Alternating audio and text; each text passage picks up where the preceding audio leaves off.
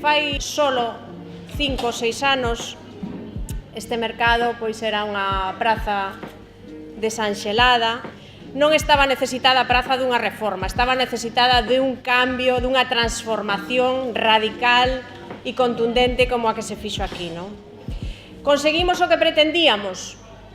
Bueno, eu humildemente penso que sí. Eu creo que puxemos o mercado no sitio que merecía, que era a centralidade do Seixo, non?